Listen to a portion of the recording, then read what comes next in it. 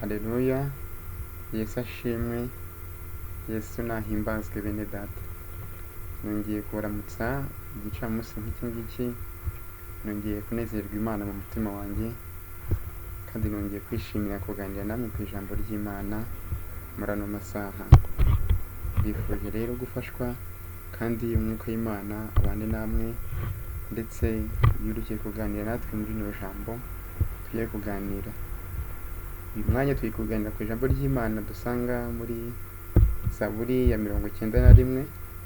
Turasoma imirongo yaho 3 duhere ku murongo wa mbere. Reka dusome mu izina rya Yesu. Uba mu rwihisho rwisumba byose, azahama mu gicucu kishobora byose.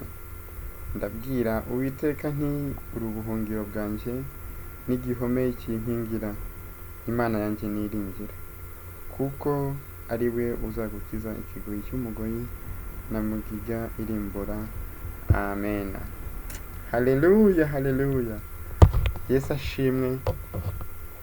Ndanezerewe, ijambo ry'Imana ni ryiza kandi rirasobanutse rwose. Ratubwiye ngo uba mu rwihisho rwisumba byose, azahama mu gicucu kishobora byose. Imana ishimwe cyane. Uba mu rwihisho rwisumba byose. Amina, halleluya. Uwihisha mu Mana, uwiringira Imana, uba mu buntu bw'Imana. Amina, halleluya. Uwishingikirije ku Mana. Halleluya. Uwishingikirije ku Mana, uwisunze Imana, azahama mu gicucu kishobora byose. Uwiringiye Imana, uburinzi bw'Imana buzamuhoraho. Uba mu Mana ushaka ubwiza bw'Imana iteka, azahora agoswe n'ingabo z'Imana. Halleluya. Uba mu rwihisho rwisumba byose, azahama mu gicucu kishobora byose. Ushaka Imana iteka, azahama mu gicucu kishobora byose. Amina, halleluya. Utakira Imana, azahama mu gicucu kishobora byose. Uburinzi bw'Imana buzamuhoraho. Imana ishimwe cyane.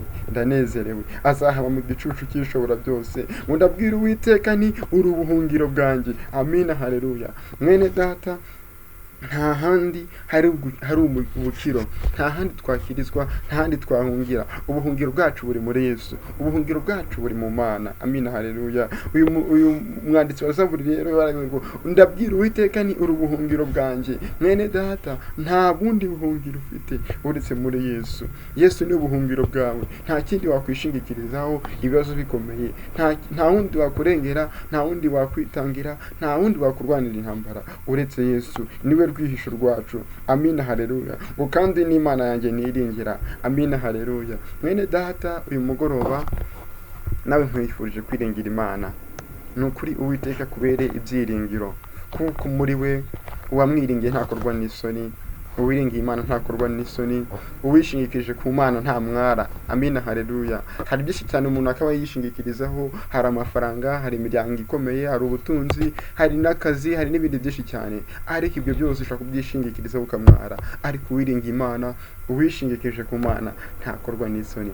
Imana yacu ishimwe cyane. Ngo kandi izakurinda mugiga n'ibindi byose biteye ubwoba. Imana ishimwe kuko uwayishingikirijeho akayiringira akayikomezaho, iramurinda ibiteye ubwoba. Intambara iramurwanirira, iramuneshereza, kandi kuko Imana yacu iranesha. Imana yacu irarwana igatsinda. Imana ntabwo icyubahiro.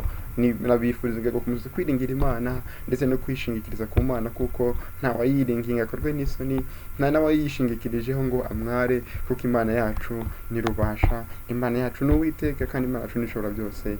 Imana ntabwo icyubahiro. Murakoze.